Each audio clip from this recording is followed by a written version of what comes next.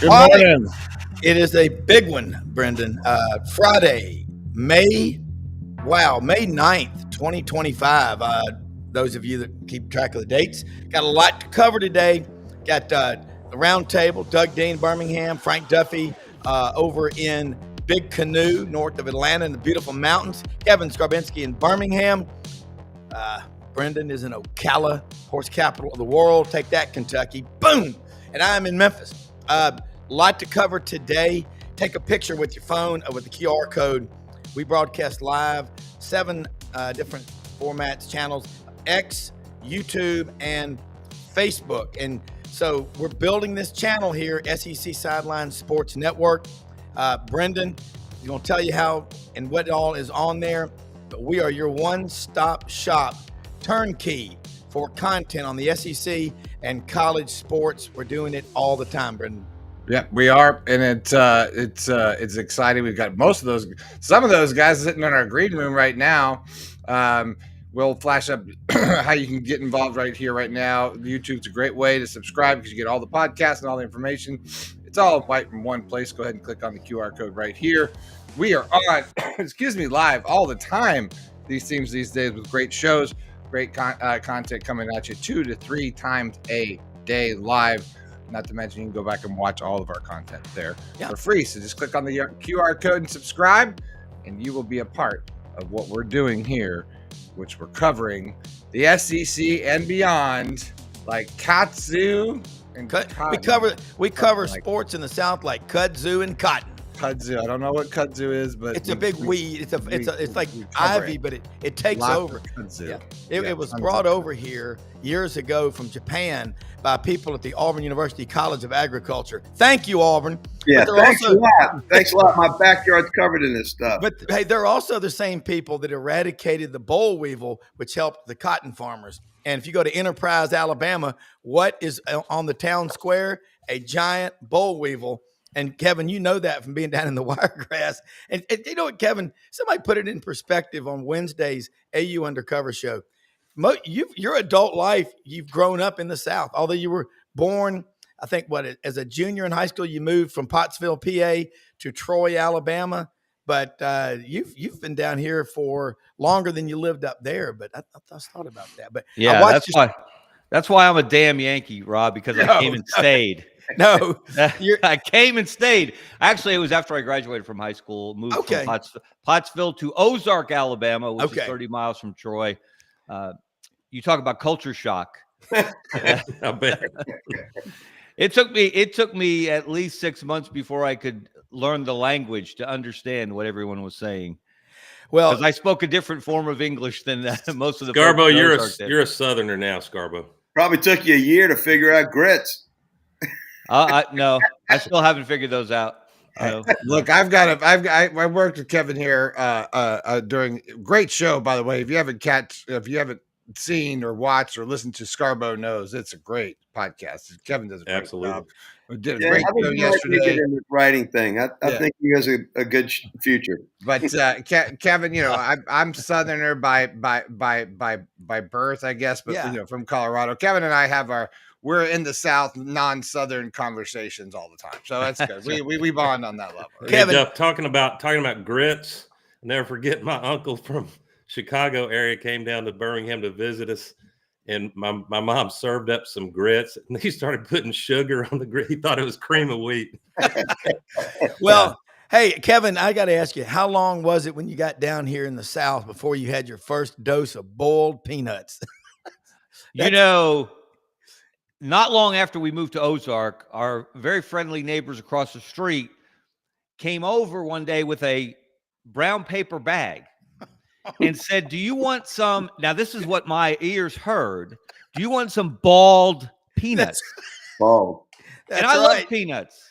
And I didn't know there were hairy peanuts versus bald peanuts. But I thought peanuts. I love peanuts. So I took one bite and I said, "Oh, these are wet." Yeah. They're And they mushy. said, yeah, because they're bald. And I didn't realize it took me. I needed a translator to understand that they were saying boiled peanuts. That was the first and the last time I've ever eaten bald or boiled peanuts. Well, that's the thing I try to tell people when I go to the Grove with my friends at Ole Miss, how nice it is there. I said, no, listen, Auburn folks love tailgating. I said, but a lot of our folks just lay down the tailgate of the pickup truck, sit on the back with a big old bag of boiled peanuts and some cold beer. Man, they're happy as a damn newborn calf. But Coca-Cola, putting the boiled peanuts in the bottle of Coca-Cola, that was a big deal. Barbara Mandrell. Hey, guys, I was going to tell you, Kevin, I listened to your whole podcast last night, driving back from Memphis. Got home at 10:30. We had a little football gathering out at Hewlett and Dunn on the square in Collierville, and that was a lot of fun. You know what's cool is getting calls from my friend Jimmy McDavid, I graduated with, who listens to the show a lot of times out on his ranch in Weatherford, Texas. They filmed the show Landman in his neighborhood. He said, you know that mom and the daughter? I go, yeah. He goes, they're everywhere out here. I went, They're real. They're real. He goes, but it was cool. Jimmy walked on at Texas. And so we'll get this football conversation started. When we were in high, he went out there and walked on. He that was tough. Fred Akers was the coach. And we're talking about the Texas, and we hear about NIL and all, but you know what? It's still about these kids, and you got to recruit them, you got to develop them, and all. We've forgotten about that. So, Doug, I've seen some incredible content that you've put out today before the show, and Frank and Kevin and Brendan and everybody. So let's talk about who we think the best teams are going to be and these schedules heading into the 2025 season, because there is a lot of meat here. 225 in blue. Rob, before we do, I want to apologize to my good friend Duffy, that I've got in my backdrop a framed picture of Cam posterizing Patrick Peterson. I apologize, Duffy. My apologies. Let me tell you something. He should have had a saddle on. That's how bad he carried Patrick Peterson 40 yards on that freaking play. And we had a shot at y'all. We'd come back. That is still one of the greatest epic moments, I think, of Heisman. You think of these Heismans that won the Heisman. That was a Heisman play. That was his moment.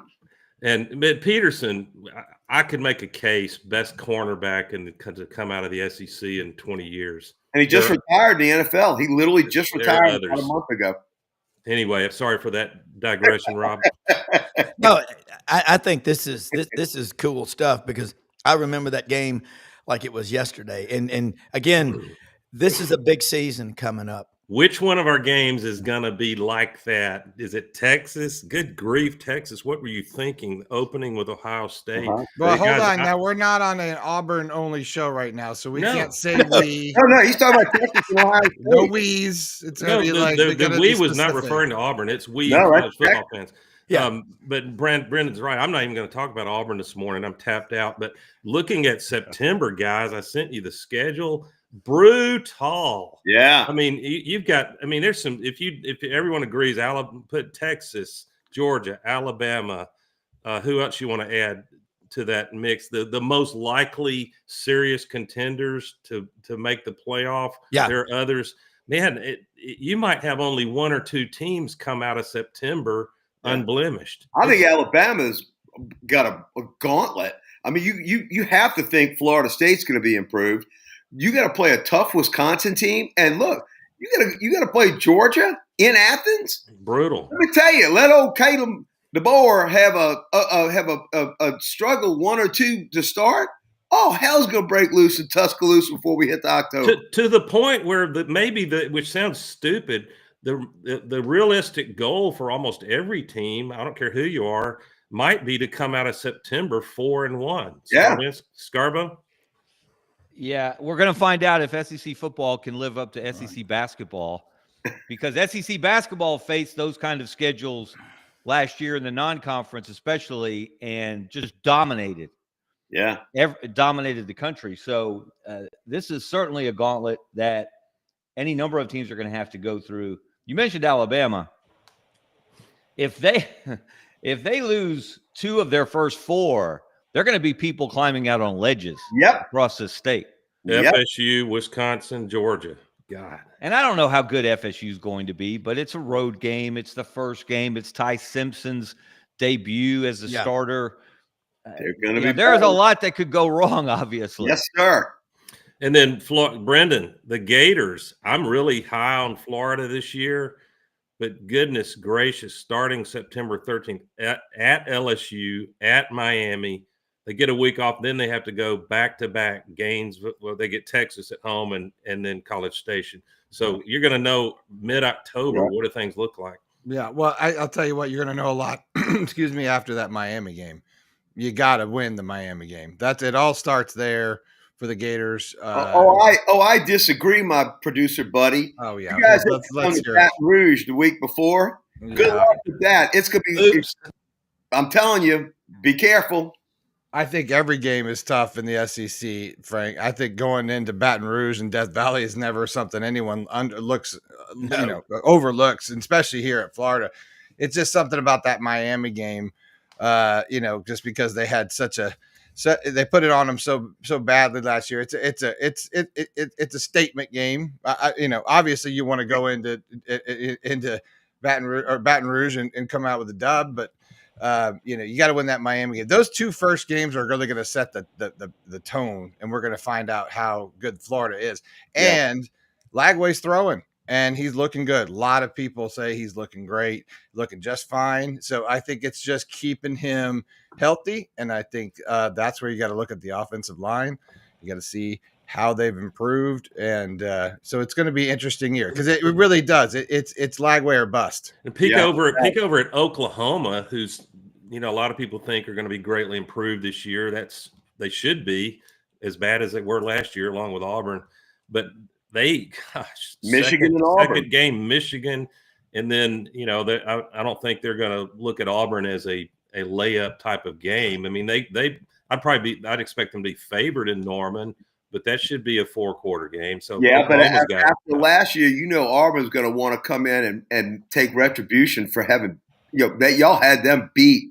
Well, and Auburn's going to come in ready to play in Norman. And don't leave out. I call me crazy, but I think Jackson Arnold might be a little bit motivated for that game. Yeah. He absolutely will be, to show Oklahoma what they let get away. The key, and Doug, looking at the screenshot that you sent earlier, one of the keys to this, guys, is, and this is where Florida's at a disadvantage, is notice it's a hopscotch schedule. You get the tough game, then you get the breather, then you get the tough game, then you get the breather. Oreo. Florida does not have that. LSU, Baton Rouge, the very next week, Miami. Then they get an great gauntlet. Off week. Oh, and then here comes Texas. Oh, and then after that, let's go to College Station. So Florida was kind of front-loaded last year, weren't they? That stretch, they were front-loaded, mid-loaded, and back-loaded. There was no let-up in Florida's schedule last year, and kudos to them that they did improve as the season went along, and they were able to have a winning season and go to a bowl game and win the bowl game. So that's the key in scheduling. Don't play these games back to back to back. That's what's really hard, and that's one of the things, of course, that separates the SEC when you get into conference play. Georgia goes to Tennessee third week, and then they get a week off. Then they get Alabama in Athens. I mean, guys, I'm not going to be shocked if there's not an undefeated team starting October. I can't argue with that. There's so many possibilities in this league, and you talk about. As great as basketball was, Chris Lee, Southeastern 16, said on the show last week, baseball's even better. 14 out of 16 go. Softball is incredible. And now Marty Smith just texted me from, ESPN SEC Network, said, if y'all have room, I'd like to jump on for a minute. And I'm like, I think that'd be cool. I like to hear. Yeah. And I'm like going, and I had texted him about coming on with us, and this I'm going to get him to see if he can come on now. And I want to get into this discussion because y'all have at it. What I'm saying, what y'all just said about these games and these schedules. I mean, here it is, May 9th. I'm about to bounce off the walls. Yeah. We're not even in Destin reading our Athlon or Steel, kickoff books. We're getting close, boys. It's awesome. I'm ready to go. I think it's going to be a fascinating team. I can't wait to see what Tennessee does with their quarterback situation. I mean, there's so many storylines in this year, and we feel like we've got them every year, but there are storylines all over. What's Lane going to do replacing his quarterback? With the high expectations in Oxford, it's just one storyline after Kelly on the hot seat. DeBoer, trying to keep up the expectations of Alabama fans, which good luck with that.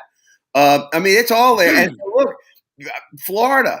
I mean, can they have the storybook finish that they had to last year continue, or do they take a step back? And look, 4 games. There could be 2 or 3 losses in those 4 games. So it's all man. This is gonna be an exciting season, guys. Dare I say, it almost makes you forget that we declared football screwed up and dysfunctional with NIL and the portal. We're actually going to see great games, it looks like. Absolutely. And by the way, my idea for Saban for commissioner doesn't seem so crazy anymore, does it? From 2 years ago. They got the Texas Tech mogul that's going to be on this presidential commission. Saban and that, I forgot his name, that guy. Help me out. Cody Campbell. Yes. Cody Campbell, you were talking, Kevin. Who made bank. Yes. Mm-hmm. And Kevin, you pointed out last night, 4-year letterman at Texas Tech. We were talking about Texas Tech on this show yesterday. I was just talking about looking at their portal class and their College of Engineering. That's a big, these colleges of engineering, petroleum engineering. Remember why T. Boone Pickens transferred from Texas A&M to Oklahoma State? They had a better college of petroleum engineering. And my friend Glenn Frederickson in Oklahoma City is an Oklahoma State grad. And he said, T. Boone Pickens and I gave $350 million to Oklahoma State. He goes, I gave $5,000. He gave $349,995,000. And if you think petroleum engineer is hot now, wait till all these kids are seeing the hot mom and the hot daughter on Landman. They're gonna be lining up like they're jackrabbits getting ready to go into Pet E. Yeah, and Jimmy said they took their favorite bar and they I think they changed it to the Bucket or something like that on that one scene with Billy Bob. Kevin and everybody watching the show, there's so many compelling storylines right now. And I look at the Saban commissioner, Tommy Tuberville. Is he going to come back? Doug, you talked about it, maybe run for governor. Could we see peace in the Middle East? Is that close, as Doug said? Saving college football. But as we start talking about these games, the synergy and the excitement, I mean, God almighty, man. And I'm telling you, watch this channel, folks, SEC Sidelines Sports Network. Brendan, it's unbelievable. Duke's Scoops, all this stuff. People, the more you talk about the games and the depth charts and the rosters, Kevin, it's a healing process. Well, I've always said whenever people have tried to make the case that college football is dying or it's not what it used to be, et cetera, et cetera, et cetera, it all changes on Saturday. It all changes when those players walk out on the field, when they line up, they kick off. The players save the game. Nick Saban is going to do whatever he does, and Cody Campbell's going to do whatever he does. That commission is going to do whatever commissions do. And if you haven't seen, recall Mike Leach's beautiful contrarian rant about committees when he was talking about the college football playoff committee. Committees in America, we love committees. Let's have a committee. Who are we going to put on the committee? I don't know. He's a nice guy. Let's put him on the committee. And what's this committee going to do? They're going to meet at a resort. They're going to hang out. They're going to have dinner together. You really should check it out. I watched it before I wrote a column about that and then talked about it on my podcast yesterday. But it's the games. It's the excitement of the games themselves. We haven't lost that. That's not going away. It's not going to go away. We don't care what the Tennessee quarterback is making when Tennessee's playing Alabama. That's right. We only care if he can make enough plays to win the game. So that's a great point that Frank, you've made, Doug, you made that. Yeah, it's all about the games. When the games start, and we're already excited just thinking about the games several months away, and we've got a lot of big events coming up before then. We got the NCAA softball tournament, which should be dominated by the SEC. The SEC baseball tournament with 16 teams for the first time coming to the Hoover Met. Can't wait for that in a couple of weeks. And then, of course, the NCAA tournament beyond. And if the SEC doesn't dominate both the Women's College World Series and the College World Series, it'll be a huge upset. But we can't wait for football. We're all excited. And again, the possibilities are endless. So many quarterbacks, so many new quarterbacks. Yeah. What's Jackson Arnold going to do at Auburn? What's Ty Simpson going to look like at Alabama? Well, I don't know. You don't know. Nobody knows. Hugh Freeze doesn't know to a certainty. Neither does Kalen DeBoer. That's why LSU has a leg up, because they've got a veteran quarterback. That's why Florida has a leg up. DJ's not a veteran, but we've seen what he can do when he's healthy. I'm going for the senior hat trick on quarterbacks for Heisman's. I've got one more. I've got one more cherry to come into the third tumbler. Looking forward to. I think he gives us a great chance. I do. But I tell you what, DJ Lagway might be the best out of all of them. Like Brendan was talking about. I mean, he beat us single-handedly last year. He is a phenomenal talent. So you've got him up and down the grades, but when you go into a season in SEC with a senior, signal caller and high expectations, you hope that you have a Joe Burrow and a Jaden Daniels sort of year. And Jackson Dart had that last year, and I think Lane's going to miss him a lot. And the crestfallen expectations of Ole Miss last year weighed on them a lot. It could do the same thing for Nussmeier at LSU. And if you really like compelling SEC games, we're probably very soon going to, if $80 million speaks, we're about to get a 9-game SEC season. I don't know how quickly Kevin can comment.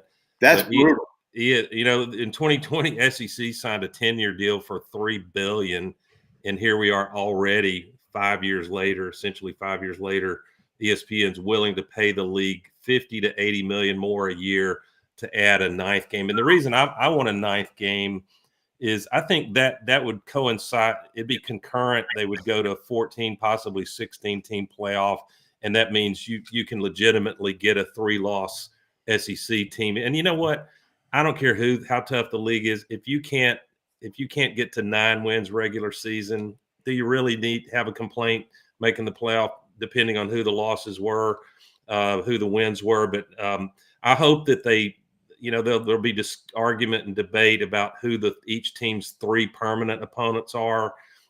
Auburn's clearly going to be Alabama and Georgia. Who's the third one? There's talk of Vandy. I'd rather play Mississippi State. It's a more natural rivalry, if you can call that a rivalry. You got to have more. State needs to win more. And then will it be the 3-6-6 model? So you got 3 permanent, and then one year you play the same 6 teams, the year later the other 6. So what I love about that is every 2 years, you never go more than 2 years playing every other SEC team.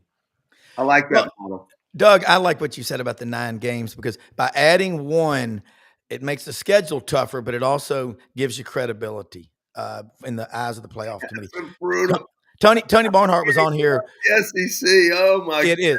And Tony Barnhart Forget was on about here. it. Hey, something funny. Tony Barnhart came on Wednesday. He's going to do his farewell tour this year, but he's not going to go away. He's still going to be doing our show and all. He said that he's coming to Memphis and doing his talks. But he said, Kevin, especially you having a master's or working on your master's in journalism, you can always go back to Gainesville. And he said that he was at South Carolina speaking to some journalism students this past year.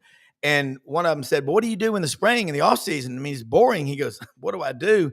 I go see coaches. I go visit with them." He goes, "Why do you do that?" He goes, "Because you've got to have investments in the bank of relationship credibility. When you need a coach to talk to you and you need something in a bind, you can call him. Kevin, address that. That's powerful stuff, because relationships are everything. And it's like, if you forget that, you are going to disappear, won't you?" Well, that's why it's ultimately important in the field of journalism that you have relationships, that you can pick up a phone and call someone and they will either answer or they will call you back, because information is important, because we're in a world of so much disinformation and misinformation. And there's so many ways for it to be disseminated quickly among thousands and millions of people that you better have some really good relationships with people on the inside, especially when something controversial happens. This week, the trial of one of the two young men charged with murder in that tragic shooting in Tuscaloosa 2 years ago during basketball season. Michael Davis is the alleged shooter who killed Jamea Harris, the young mother. A horrible situation. The trial's going on now. So many people jumped to conclusions early. So many people wanted to indict Brandon Miller, who was, of course, the star player for Alabama that year. He came on the scene late that night.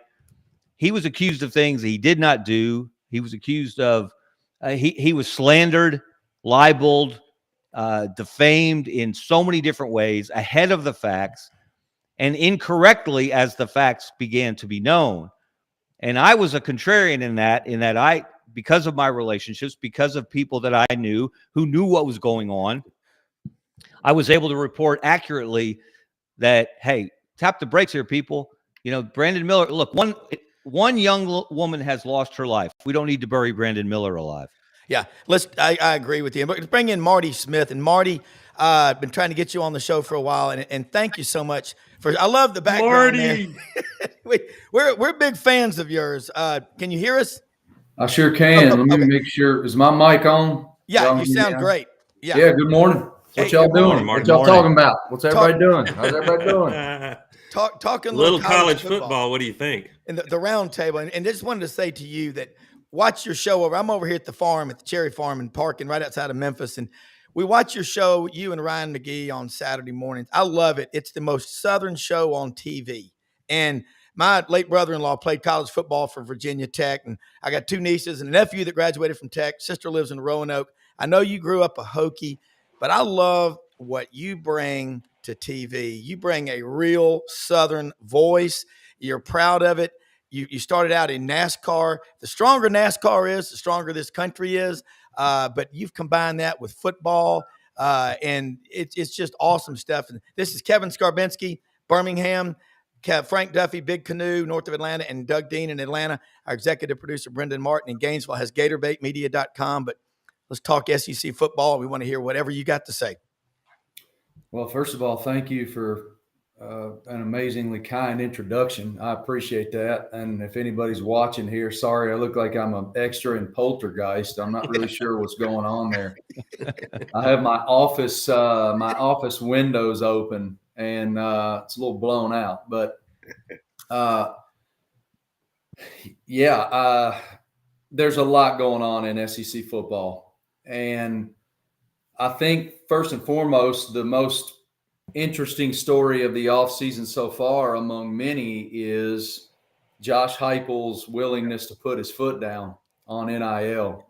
And to me, made a real statement that this thing is in a position where coaches, administrators believe that players should have the right to make money off of their name and their performance. But at some point, there has to be some sort of governance. And right now, there's just not any governance there. It's unregulated free agency. And you're in a position where players are making a fortune and want even more. Specifically in the case of Nico Iamaleava, a really good football player. But at some point, it's program over person. Yep. And jersey over the back. And that's where Josh got. And so, having spoken with many coaches around the country in the aftermath of that decision, they all believe it was a flashpoint. Now, it's certainly not the first time it's happened. It's just the most public time that it's happened because Nico's a star. And now he'll head off to UCLA as well as his brother. And we'll see how they perform there and what they can do to try to uplift that program, because that program has been in purgatory for a really long time. Yeah, it has. And so, yeah, I mean, to me, that's really what stands out most during this offseason. We'll have SEC the Destin meetings here coming up and hear what all those coaches have to say about where they believe we are with all of this and the settlement and where that stands and player entitlement and revenue sharing at the player level with the TV revenue. It's just, I called it the Wild West many years ago and got chastised for that, but I still believe that applies. I still think it's the Wild West. No doubt. Marty Dugdale in Birmingham, honored to talk to you. And I think of Marty Smith. I think of unchained enthusiasm on a Saturday, which we all love. If you assume, as I do, if you're looking at the $50 to $80 million lure the ESPN's throwing the SEC, that we will go to 9 games, who knows what year. Do you think that is it automatic that the playoff will expand to 14, maybe 16 teams? And how do you see the SEC going through that kind of gauntlet and getting at least 3, sometimes 4 teams in the playoff? Your thoughts on that direction? 8's hard enough. I'll be fascinated to see what ultimately happens here with potentially expanding the conference schedule. As for the playoff, I just look at it as inevitable that it's probably going to expand even further. All the money. Yeah, I mean, when we went to journalism school, when we studied media at the respective universities at which we attended, we were told in all those journalism classes that the 2 pillars were fairness and accuracy. That is accurate. Yep. But follow the money is right in there at 1A, and there's a lot of money to be made. I mean, we sit here and bellyache about everything that's broken in college sports, and then you look at the playoff when it expanded to 12 teams, and my goodness, wasn't it thrilling? Yes, it was. It was so fun to watch. It was so fun to cover. It was so fun to be a part of it and to see it. And I think that the SEC is positioned beautifully. Greg Sankey, to me, is the best leader in all of sport. He is so smart and so measured and so thoughtful in the way that in his decision-making process. And he always engages presidents, chancellors, head coaches. He's present at events. And I don't say that as somebody who is ingrained in the Southeastern Conference and the Southeastern Conference Network. I say that as somebody who's a national reporter and is all over the country in every league. Yep. I marvel at what he does and how he does it. Yep. Kevin, I'm curious. No, go ahead, guys. And every school obviously has its own pressures, its own expectations. But as a league, with the Big Ten having won the last 2 national championships with Michigan and Ohio State, is there a little extra pressure on the SEC to have one team step up? Because we're already hearing people talk about Penn State, that they're the next team that has loaded up, put all their chips in the middle of the table, and they are the next Big Ten team that could make that run. James Franklin still has to prove he can win a big game, obviously, but I'm just wondering, and again, because of Marty, before you came on, we've been looking at the schedules and just the brutality of the schedules just in the month of September that SEC schools have to face. Well, does it make it more challenging for the SEC to win the national championships it's won? Because now you've got more playoff games. You're probably going to go to 16. That'll be another playoff game. And it reduces your odds of one league maybe being dominant. The SEC is the toughest league. It's the most difficult gauntlet. And that's, to me, indisputable. No doubt. Now, the Big Ten has some fantastic programs. And they're always in the mix, whether that's Ohio State, the defending national champions.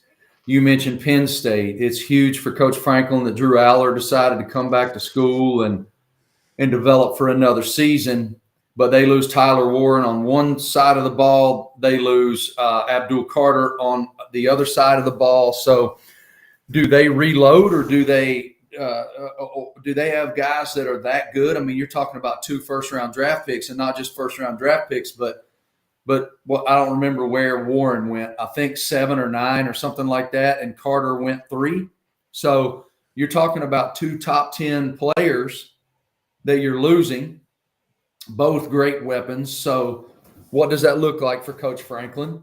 And especially in a league where Ryan Day is bleeping loaded, bro. Yeah. Covered full. They certainly lose a lot of talent. They lost a lot of really talented linemen. They lose their quarterback. They lose their lifeblood with Jack Sawyer on the edge on the defensive side. Yeah. But they also still have Caleb Downs. They still have Jeremiah Smith. They have Julian Sayin, who transferred over from Bama and can just flat rip. The 3 deep, everything. But the SEC is the best top to bottom league. And I would not want to – I mean, coaching in the SEC would be so hard because you're facing elite talent on Saturday, and then you're beat up on Sunday. You're trying to recover while work on Monday, and then you turn on the tape and go, holy bleep, we got to play them now? Yeah. Marty, one of the things we heard – it's merciless. Yeah, I wanted to throw something to you. This week, Tony Barnhart was on, and we had discussion about the enthusiasm. And what you just said, not even the adults can ruin college football. Tennessee's waiting list for season tickets, 27,000. Alabama, it was reported 32,000. Auburn selling them out. And I reminded him back when I was in school at Auburn in the 80s, the 1984 CFA, Oklahoma and Georgia sued for the right to get the games on TV. You could only have maybe a couple of games on Saturdays. I forgot what we did on Saturdays back then, but it's going to ruin the game. My 96-year-old dad is watching right now, and he's a big fan of yours because he said, I love that guy because you are the eternal optimist, and I love your energy, and we cannot ever lose you and Ryan McGee. My wife is a Vol for life. My oldest daughter's Alabama. The rest of us are Auburn. That's how we live down here. But talk about that enthusiasm that people are not talking about. Roman Harper said a few weeks ago, he goes, I listen and I read and I hear other people's things, but I don't let their opinions become my opinions. I think on my own. You're right in that school. Thank you, son. This is awesome. Well, first of all, Harp is amazing. He's a great friend and just an icon in the league. And I'll tell you specifically quickly when it comes to him, he's somebody from whom I've learned a great deal. Not just about ball, and I've learned a lot of ball from him. It's like a master class. We'll be in our production meetings for SEC Nation and whatnot on a Friday afternoon in Oxford or Knoxville, and I'll be like, man, I think that X team is susceptible here. I think underneath they can get beat. And he's like, let me show you something. And he'll turn on the tape and go, here's why you're wrong. Here's why you're wrong. Here's why you're wrong. Here's why you're wrong. I've just learned so much ball from him. But above that, I've learned a lot about the human spirit. He is so kind to everybody and welcoming to everybody. And for somebody who's a Super Bowl, but somebody of his pedigree and resume to treat everyone the way he does is so inspiring. And I love him like a brother. And now, as an aside, I want to talk about that buck that's over Doug's right shoulder. That's what I want to talk about. Yep, that was a blind squirrel finding an acorn. That's a hoss right there, Chief. Yeah, it was a bow kill, and I wish I could tell you it was in Central Alabama. Had to go to Illinois for one like that. Yeah, they don't grow them like that down here very often. But I'm impressed. I like hunting with a bow way better than I like hunting with a rifle. You have an open invitation to my 2,000 acres in Central Alabama. Anytime you got 2,000? It's a lease. It's on the Cahaba River, Awesome. and we have a lot of fun. We'd love to have you in camp. That'd be great. Yeah, I got 500 about 15 minutes west of Virginia Tech, where I grew up. Ooh, nice. My family, my grandparents bought it after the war, my dad's parents, and we love it up there, man. I guess you saw Metallica at Virginia Tech. Of course I did. And it was a hard decision for me to not go. I really wanted to do it just to be a part of it and to see that, because I can't describe to you. I was saying to my friends yesterday, we were discussing it, and what that means for our region, for Metallica to invest in going to the New River Valley like that, and to put 75,000 people in Lane Stadium, which only holds 66, and for the Richter scale to be unleashed as a result of them being there. Like that stuff just doesn't happen where I grew up. Yeah. Like that. It's unheard of. It's almost unprecedented. I remember when I was 10 years old, we had this. I grew up in a town called Parisburg, Virginia, and we had this festival in our town called Festival Around Town. And it was right when Randy Travis broke. I think it was On the Other Hand he put out. Oh, on the other hand, there's a golden band. He put that song out. And I'll be damned, Randy Travis came to my high school. And I mean, it's like, I still can't believe that's real, but it's kind of the same thing. Like massive artists like Metallica that are Hall of Fame talent, that have toured all over the world, that have an historic catalog, come to Blacksburg. It just means a lot, and we're grateful. My dogs are about to go crazy. My wife's got a closet guy, kind of like a guy Good job, Brendan. redo our closets. But Blacksburg producer Brendan comes through. Look at that. I mean, there's my dog's as big as a popcorn fart. There's I've been everywhere, and you guys have too. Saturday night in Death Valley, jump around in Camp Randall, running down the hill at Clemson. There are incredible traditions running through the T in Knoxville, but it's hard to beat. It's hard to beat Exit Light in Blacksburg, Virginia. Marty, have you been in Jordan Hare for an Iron Bowl? I sure have. I was actually there for grave digger. Wow. But it's and that place is so loud too. It's what makes college football the greatest sport to me. It's that intersection where tradition meets bloodline, meets intensity, meets expectation, meets dreams, meets nightmares.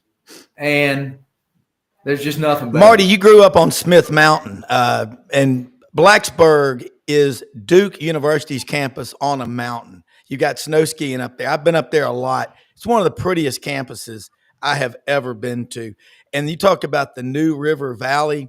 My brother-in-law for 41 years worked for Dominion Bank, and then it was First Union, then Wells Fargo, and he was a trust officer. He built relationships. You ever heard of a little town called Rich Creek, Virginia? Yeah, that's where. Okay. It was. I mean, I could have hit a 7-iron to Rich Creek. And Rick grew up there. 5 brothers and sisters out in the country. I love that part of the country. My grandfather and his father and great all went to VMI. So a lot of that is such a. My mother, when she dies, wants to have a third of her ashes in the Blue Ridge Parkway, the Shenandoah Mountains, the other third in Auburn, the other third on the beaches of 30A. So that's just you got a logistical challenge. She's got y'all running. That's good. Good luck with that. I appreciate her just spreading the wealth, I guess. Hey, gents, I've got to cut out. Y'all are in great hands with Scarbo and Marty, Duff, Rob. Y'all have a great weekend, everyone. Thank you so much, Doug. See you, Dean. I love this discussion, so let's keep going. Yeah, Rich Creek is so when I was growing up, we had 7 teams, Pop Warner Football League. Wow. And one of those teams was the Rich Creek Lions. Yeah. And the Rich Creek Lions were they had a lot of talent, which wound up going to Nares High School. Yeah. Which was our crosstown arch rival. I went to Giles High School. And that hatred, that's another thing that makes, well, this is a tangent we won't get off on, but high school football where I grew up, other sports are recreational. Yeah. Football is religion. Football's an expectation. Yep. You just know, like, I'm going to play high school football because my town depends on me. My father expects it of me. Sure. And we beat Nares' ass. Love it. That was 30 years ago. Monday morning. What's that? I said you have to face people in school on Monday morning. You can't lose to that rival. But you guys know this. I mean, this is kind of a universal truth nationally for us. It doesn't matter. Like, high school football is this universal language for those that played it. Whether you're in Compton, California, or you're in Miami, Florida, or you're in Maine, or you're in Appalachia, or you're in the North, wherever. Like, there's this unique language and unique fraternity about what it means to the towns you represent. And you're carrying them on your back. And I know that was the case for us. Yeah. I was just with Shane Beamer at the Kentucky Derby. And Shane is a great friend and has been since we were teenagers, playing every sport against each other. And we were laughing about that, about, like, dude, can you believe what we carried? Like, we carried so much and we kind of knew it, but we didn't really know it till we were a little older. Yeah, town pride. Yes, sir. In a huge way. Well, you know, let me say this, and Marty, that enthusiasm that you bring. There's so many people out there that want to push this negative narrative, you know. And Brad Bellamy, he's one of the general manager of one of our sponsors, Landers Ford here in Memphis. We were having a little gathering last night out at one of our sponsors, Hewlett and Dunn, talking college football. We need your voice, and I hope. I mean, you're a young guy. I'd say, I don't know, late 30s, early 40s, maybe at the max. You're hopefully going to be around a long time. We got to have this. You know, I keep talking about my fortune cookie I got from Panda Garden last week. Optimists believe we're living in the best of times. Pessimists fear this is true. You know, that's keep waxing eloquently. I know we won't keep you too long, but this is what we need more of. My phone's lighting up like a Christmas tree. People going, we got to get this guy back on. And the comments are probably some of the biggest we've had, Rob. Yeah. Well, I'll say this. I do think that. I think that in many ways, but I am a very optimistic person. I'm an optimist because my blessings abound. I have a beautiful wife. We're going to celebrate our 25th wedding anniversary in a week. I have 3 healthy children. I have a job that's challenging every single day, and it's challenging due to wonderful and at times overwhelming diversity. You know, it's so funny. I was all golf all the time from the time college football ended all the way through the Masters. And then I shifted to the NFL draft where I was doing a story on a young man named Jack Besh, who got drafted by the Vegas Raiders. They start camp today. I'm so happy for him. And then now I'm switching. I had to do the Kentucky Derby, so I had to do this crazy crunch time study on horse racing and engage with Bob Baffert and Todd Pletcher and Steve Asmussen and all of those guys, D. Wayne, Lucas. And now I'm back to golf because next week here in Charlotte we have the PGA. Yeah.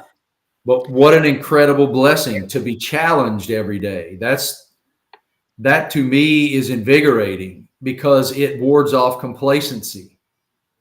Complacency is the greatest threat to excellence, to quote Nick You're having Saban. Walter Mitty-esque sort of life. Yeah. And you're observant enough to appreciate it and enjoy it. Yeah. Brad? I'm so full of gratitude. So yeah, I am an optimist, and that's not going to change. I'm just, I don't, when you grow up working every day on a cattle farm and you hate it so deeply, and then you grow up and you realize the intrinsic value of waking up before dawn, getting your hands dirty, building something with your hands, your dad yelling at you, No doubt. telling you you're lazy, you got to be more self-accountable. And then you get to go to the Masters. Like, that ain't work. It's a lot of hours, but it ain't work. And so my blessings and my gratitude are immeasurable. Brad, jump in here. This is right. Yeah, I mean, it's always nice to see who I pop on the call with on Friday morning. So, hey, Marty, Brad Bellamy, General Manager at Landers Ford. Rob, thanks for having me. Great month last month, and appreciate all the support from you and your viewers. Employee pricing continues, and so does the Built for America campaign, and we've had a lot of momentum coming out of that. So, Marty, I'll ask you one quick question since I'm on here with you. I mean, I love watching you do the broadcast all the way from even when you did NASCAR. What has been your most favorite, just event to cover and experience that you've had as part of that event? I think we all in life, I mean, especially for me, I've gotten to do things I never thought I would get to do. Going to the Masters and going to the Kentucky Derby are two things I haven't gotten to do yet, but are on the top of my bucket list. But I feel blessed every day. You just mentioned that about being able to do what you get to do. What would you say has been your favorite experience that you've had in one of these events? Well, that's a difficult question. I say often that my favorite sport to cover is college football.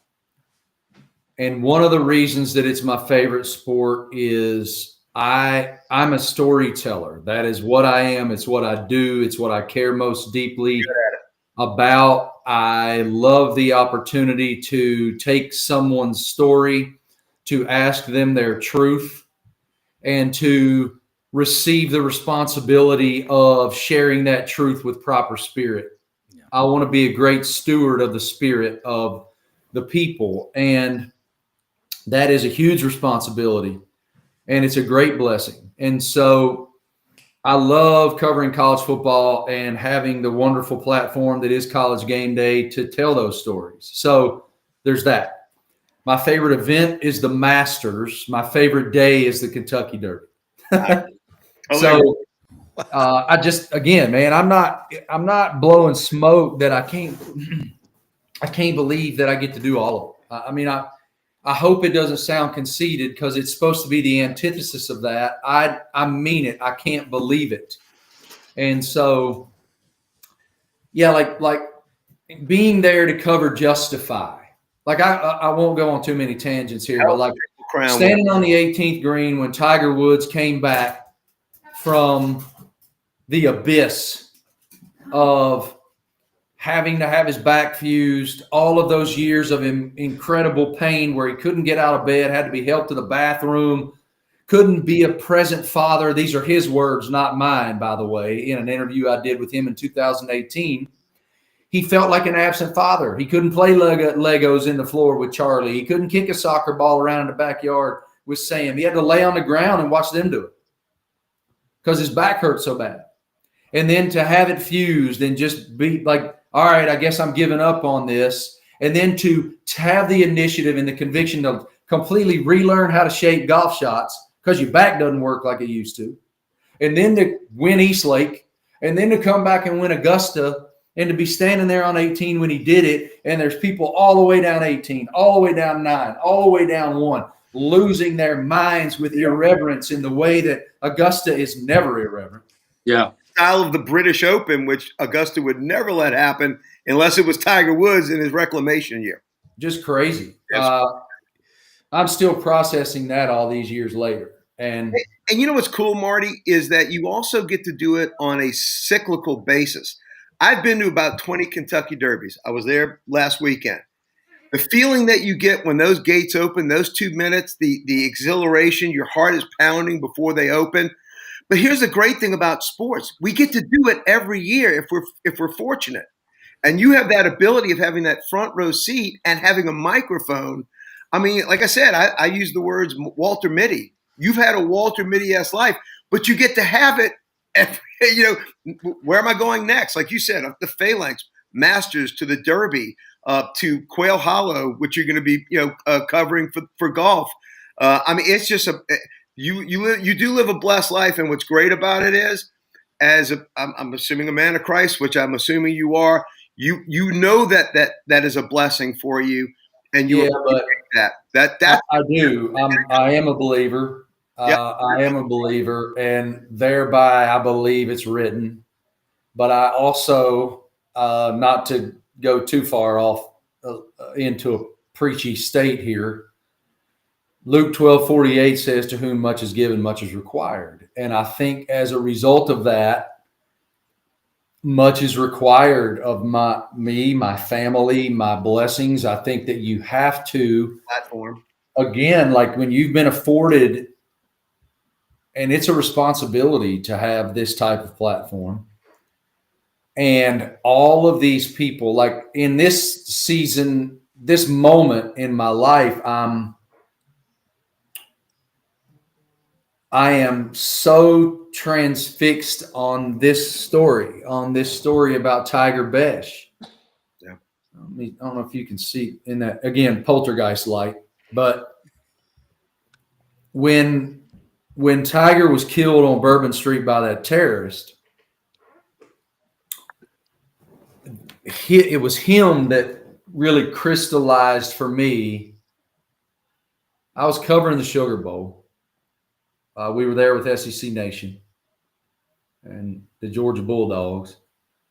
And my boss called. I'd gone to bed really early on New Year's Eve. I remember talking to my wife at like 9:30 at night, saying, "I love you." I just didn't feel good. And next thing I remember was my phone ringing off the table. And it was my boss. Basically like, "What's up, man? Why are you calling me so early?" And he's like, "I just want to make sure you're okay." I'm like, "What do you mean?" And he said, "Turn on the news. Don't go anywhere. I'll call you later." Turn on the news, and I'm learning what happened on Bourbon. Well, the next day I saw Jack Besh's tweet about Tiger. And I had known Jack just a little bit from his LSU days. And we connected, and for reasons I'll never understand, that family trusted us to share their truth. And now we've done 3 different stories with that family. We did Tiger at the national championship. We did Ryan Quigley, his best friend, who was also hit by that truck. Yep. On the Super Bowl pregame show after he was invited by the Philadelphia Eagles to be their guest. And then we just did Little Brother for the NFL draft. And they are my family now. Yeah. They are people that have impacted my life deeply, and millions and millions and millions and millions of people deeply by deciding to have the vulnerability to hurt in the public sector. And I'll never understand why they trusted us, but I'm grateful they did, and we have built an impenetrable bond as a result. We know them from Lafayette. They're the every American family that could have been. They happen to be sadly in that position, but they represent every one of our families that could have been in that position on New Year's morning. Yeah. Yeah, they're incredible. Yeah, Marty, listen, we got to wrap up. Stay in that time frame. My producers reminded me, Brendan Martin, but what a treat. Thank you so much. Please, let's do it again. And Kevin and Brad, Frank, Doug, Brendan, everybody. It's one of the best treats we've ever had, and makes me feel so good about the future. What matters most is how much you care about people. So I'll close this show like I do every one of them Most often we see the face of Christ in the least among us. Mother Teresa said it best. We can all do something. We don't have to do everything. We can all do something. Make a difference, everybody. Share the show. Thanks for watching. Thank you guys for having me. Good show, guys. That was awesome.